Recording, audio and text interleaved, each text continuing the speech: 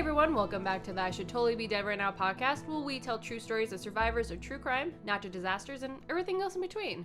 How's it going, Michelle? It's going great. Good. It's sunny outside. Yeah. Easter is behind us. Yes. We have some swag that's a little disappointing. Yeah. We're ready to go. Yeah, so last episode we had shirts on the way. We did a little tester, and unfortunately, they're not good. A little disappointing. Yeah. We got them, well, one, we're like, let's be on the safe side. Yeah. And get some larger shirts. Yes. And so it's like, they are, in fact, not large at all. No. So I'm wearing a 2XL, and it fits like a medium. Yeah. Like it is. I sausaged my way into this shirt, so yeah, I'll just look slutty in it. Are you kidding me? I kind of want to try it. Yeah, but... you don't take yours. You have yours, so see if you can fit your tatas in there. Yeah. We'll see. It'll be a crop top for you. What happened? Now we're like, did we order kids shirts? Yeah. We don't know what happened. But there's no way that this is a 2XL. Yeah. Like I was ready for it to be a little baggy, so I can I don't know. Yeah. Sleep in it like a boyfriend's t-shirt type yeah, situation. now I feel like I have to suck in every moment of my day, so. So we're going to try again. We're going to try again. So sorry guys, I know we keep putting this off, we but keep talking about the damn swag, but it is going to happen. It is going to happen, but we want to make it look good. I know. We have such a cute design. Yeah. But alas. Not quite. We'll get there. We'll get there.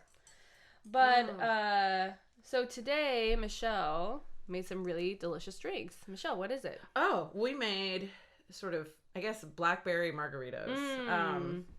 They're kind of based on Barefoot Contessa's fresh margaritas that she makes. Okay.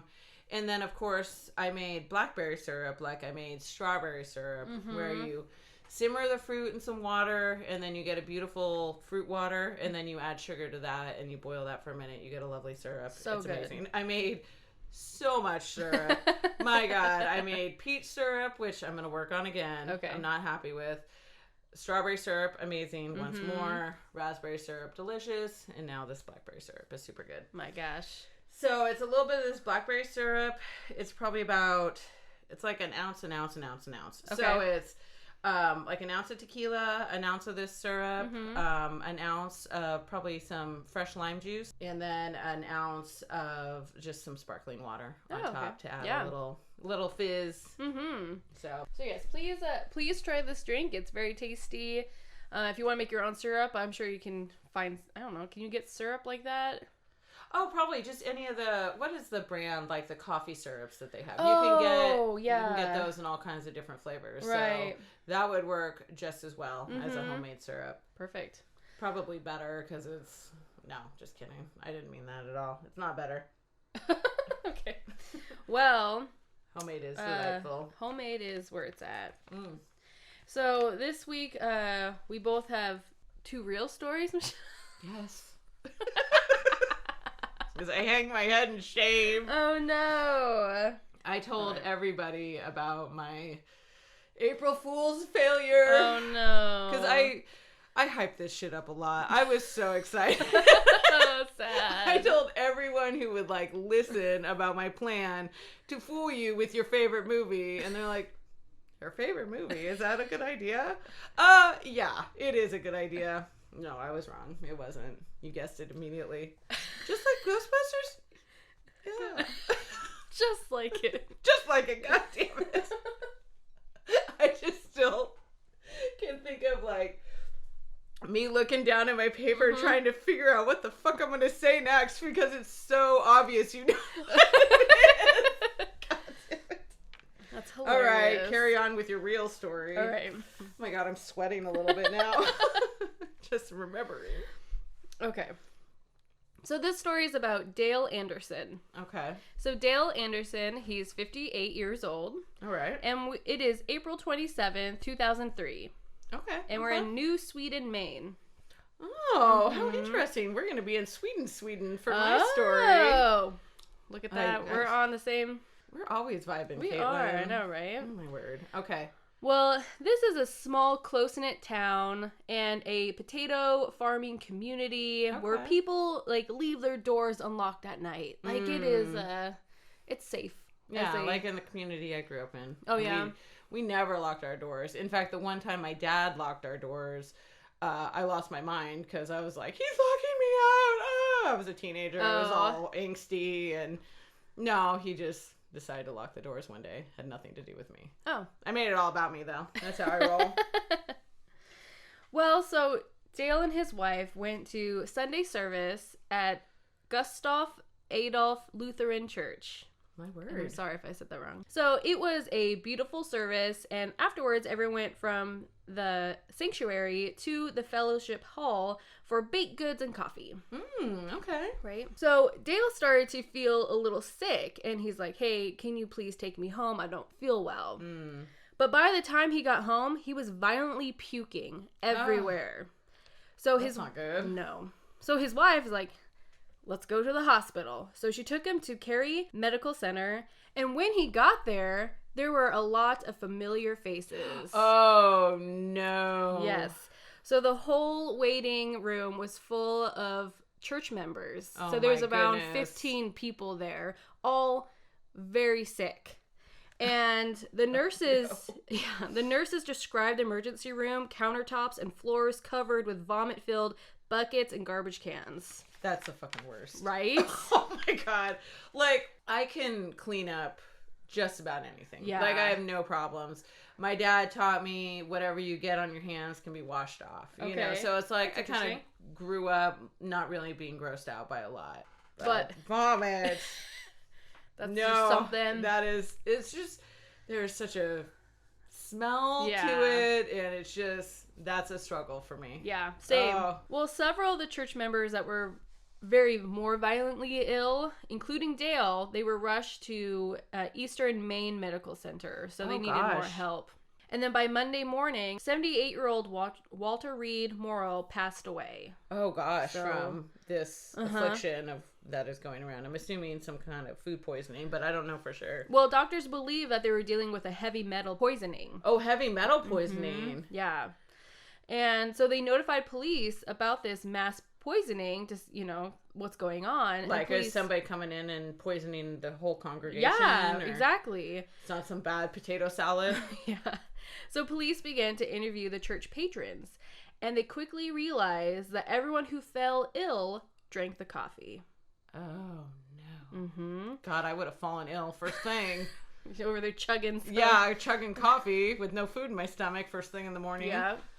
So the Maine State Police and the Maine Bureau of Public Health responded and investigating the incident. They recovered water samples and numerous items used to prepare the coffee, just to see what happened. Where in the process this coffee went awry. Yep. It was submitted to the Maine Bureau of Health and Environmental Testing for analysis. And the hospital got back with the lab results from the person. Because they probably did toxicology screens on everybody. And what they found that it was arsenic. Yep. So now Portland, Maine actually recently received several doses of arsenic antidote.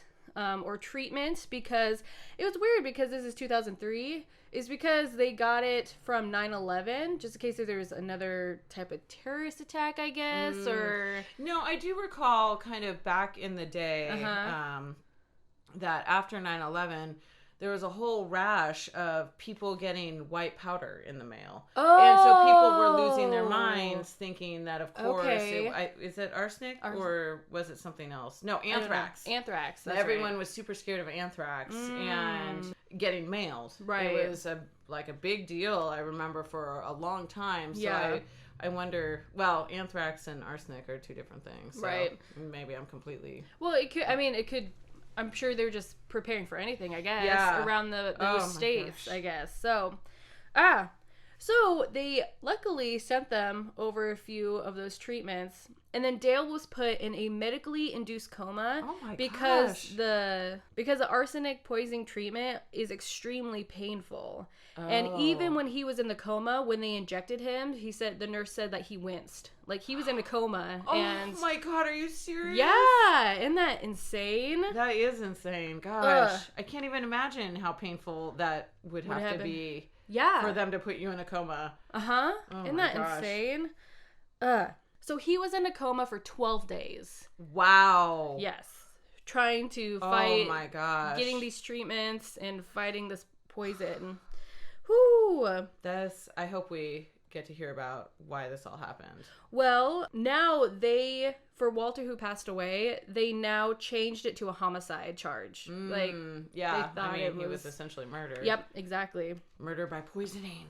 Sarah Anderson, which is Dale's wife, states, I just can't picture any beef that anybody would have with any of these people. Around here, if you have a problem with someone, you walk up to them and say, you made me ugly the other day. You don't poison them. That's right. Right? So. Oh gosh, I thought you were going to be like, and Sarah's the one that poisoned everybody. No. Nope. Police couldn't find any leads anywhere. Yeah. Who would do such a thing to these people, especially in this small little community? But it was May 2nd, 2003. So April. So it's been like a week or so. Okay. A 911 call came in about a shooting at Bonson's residence. When police arrived, they found Daniel with a gunshot wound to the chest, along with a blood-stained note. Oh, a note. Yep. It said, I acted alone. One dumb, poor judgment, ruins life, but I did wrong. I thought it was something. I had no intent to hurt this way, just to upset stomach like the churchgoers did me. Oh. I know, right? So I guess they were thinking the stomach thing, like he was trying to make them feel with an upset stomach like they made him. But I guess. Arsenic is a little more deadly than perhaps he was hoping, it sounds. So, wait a minute. Okay, I'm a little bit confused. Is it someone rolled in and shot Daniel and then left the note? Or he shot himself and left the note? Well, they said it looked like self-inflicted. Okay. Yeah. So he was feeling bad, guilty, and had to fess up. Yeah. So the community was shook and saddened by this. And arsenic is odorless and tasteless. So they believe that Daniel went in early, poured the arsenic liquid into the coffee, and brewed it up. And then it just sat there until the service. Indeed. Arsenic poison causes skin sores, organ injuries, and linked to cancers of the skin, lung, liver, bladder, pancreas, and also death, Yeah. As poor Walter found out. I know. Terrible. But Dale was alive, and even though he had a long road ahead of him to recover, but he was able to go home. Oh, well, that's good. Yes. Police kept this investigation open for 3 years just to see if there is any accomplices, like if anything, other evidence come up, or, They didn't just take the note as a full confession. Right. Enough to close the case. Yeah, for sure. But there was no new evidence, and they finally did close the case. Oh. So it is now 5 years after the worst mass arsenic poisoning in the United States history. Dale and several other victims still carry lingering emotional and physical injuries. Most of the time there was a dull ache in his legs, and those were like the good days. Other times the throbbing pain in his legs and feet made it difficult for him to walk, even a short distance. Oh, that's sucky. I know. He also had damage in his hands, and it made it so they were numb a lot of the time, so he couldn't feel anything in his hands. And even his daughter one day saw a huge gash bleeding from his hand, and he didn't even notice. Oh my gosh. He couldn't feel it. Ugh. He states, it's hard to put it behind you when someone tries to kill you. Yeah, that feels fair. Yeah, that is fair, right? Each year, though, his body continues to improve, but he still is probably dealing for the with rest of his life. Probably, unfortunately. So, poor thing. Like, you just want to go to church and have some coffee, you know? And I would have for sure had the coffee. Yeah. That's the best part. The free hot coffee with a little pastry, talking to your friends, you know. Yes, it all sounds delightful. It does. Till you're in the hospital puking with everybody else. Could you imagine? I know arsenic is very deadly, so I'm assuming that it was just very diluted, or they only had a little bit in their coffee cups or something. Because I wonder how much it takes. Let's take a little gander at Google, shall we? Mm-hmm. That'd be interesting. Well, yeah. The FBI is going to be looking for you, Michelle. That Google search is a red flag for sure. What is going on? How much arsenic does it take to kill someone? That is exactly what I'm putting in here, by the way. Well, a lethal dose is between 2 and 20 milligrams. That's small. Yeah.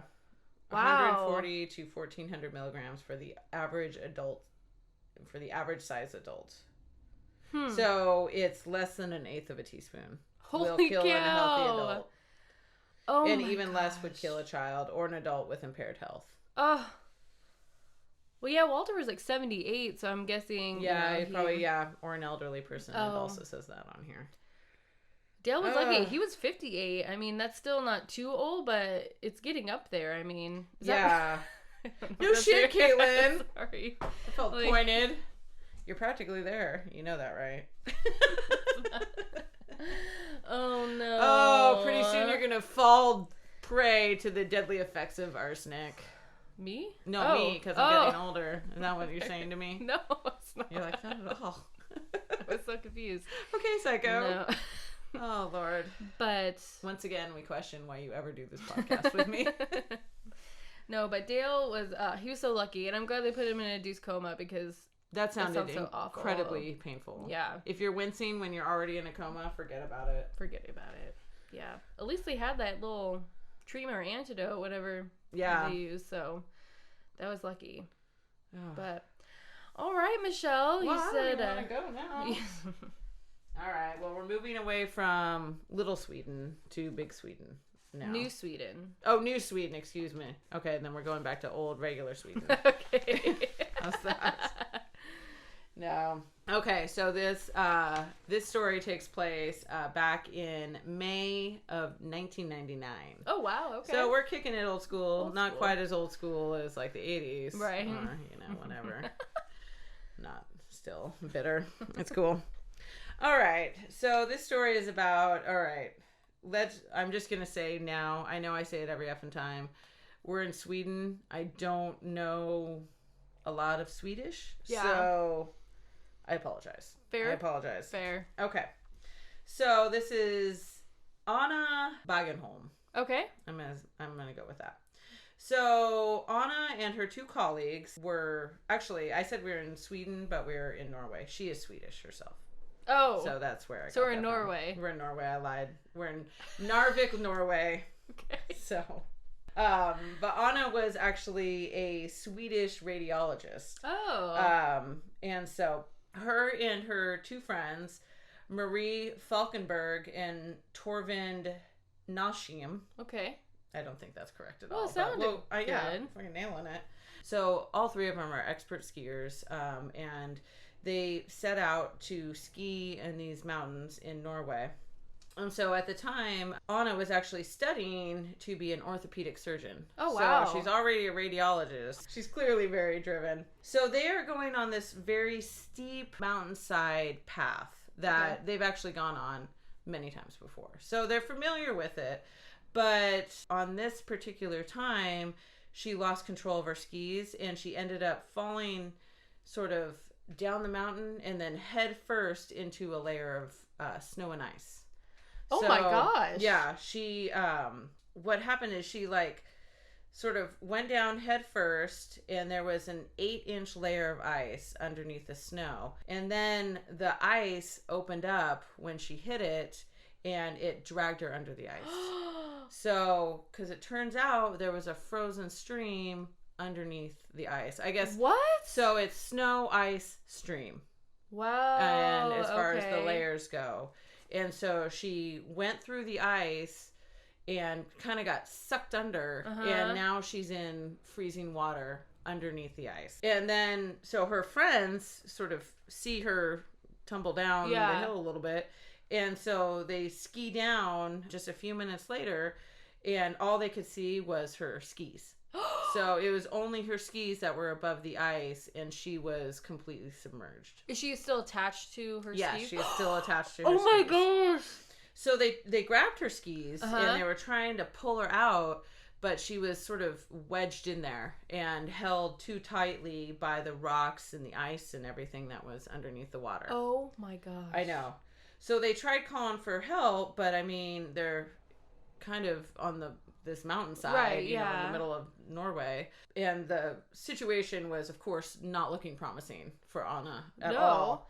So her head and her torso were slowly freezing now at this point. Oh my gosh. Can she breathe? So luckily, she actually, underneath the water, was able to find a pocket of air, like Whoa. underneath this stream. That's so and lucky. she struggled to breathe and stay conscious. So Oh, she was able to no. actually stay conscious for 40 minutes. Oh my gosh. Yeah, underneath the water. So now, after staying under the water for 40 minutes, she finally sort of stopped moving. And so they, of course, were thinking the worst. Yeah. Like, she's done for. Her body became limp, and then soon after, her heart stopped. Oh my gosh. Yeah, and so she, it stopped due to circulatory arrest or cardiac arrest. Mm-hmm.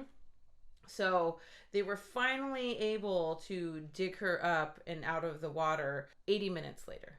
80 minutes? So she was conscious for 40 minutes. So when she was like down there and they're asking for like help and no one's there, did they leave? Yeah, I think they had rescuers come from Okay. the bottom of the mountain, as it looks like, and Yeah. then they just dug at her with a gardening shovel. It just took a long time for them to get there. Yeah, you know, and even to get in touch with somebody. Right. And, you know, and of course they're digging at ice. It's not Right. like, you know, going out to our backyard and shoveling up some soil. Right. You know. And so she was finally pulled out of the water, like I said, 80 minutes later. Uh-huh. So her pupils were dilated. She had no pulse. Her friends started giving her CPR, Yeah. pretty much knowing that she was dead. Right. She was clinically dead. A helicopter Yeah. came and grabbed her. And soon they took her to the Tromsø, University Hospital, Yeah. where it arrived about an hour and a half later. Oh So my she has gosh. been Dead for a long essentially time? dead for an hour or hour So and the a half. CPR wasn't working, They kept on doing it, but but just keeping the heart, there just was the blood yeah. pumping. So, according to Dr. Mads, the anesthesiologist at the hospital, her pupils were completely dilated. She was flaxen and ash white. Her skin was wet and it was beginning to like toughen up as it does Oh my like gosh. when you die. And she appeared Rigor to be mortis? Yeah, like setting in? Or? yeah, and she appeared to be dead without a doubt. Yeah. And so hypothermia is not uncommon in Norway. Dr. Mads decided he was going to try to treat her for hypothermia, pretty much Okay. against all odds. The echocardiogram machine she was connected to the helicopter showed that she had completely flatlined. Yeah. And in the hospital, it was no different. But he was like, you know what? She's practically frozen. Maybe there's some hope. So because her brain had cooled down so much that perhaps if they got her up to regular temperature, they Uh-huh. might be able to do something for her. Interesting. And so he knew that bodies can't go without oxygen for more than 20 minutes. And obviously it's been far more than that. Yeah. But he thought when temperatures become low, your cells require far less oxygen, as it turns out. Okay. And so he just figured if everything slowed down enough, maybe she had enough oxygen in her blood that she was able to kind of keep enough oxygen going that she would not be brain dead, essentially. Okay. Wow. So, still dead, Yeah. Anna was attached to a heart and lung machine where her blood was pumped out of her body, warmed up, and then pumped back in. Oh. And so it was going through. So slowly her body temperature went from 56.7 degrees, Whoa. which is the lowest ever has Really? been recorded. Yeah. 56. And of course, normally we're right around 98. So I mean, Right. that's 40 degrees Oh my lower than gosh. normal. The next day, this is almost 24 hours now after she fell into the water, her heart restarted.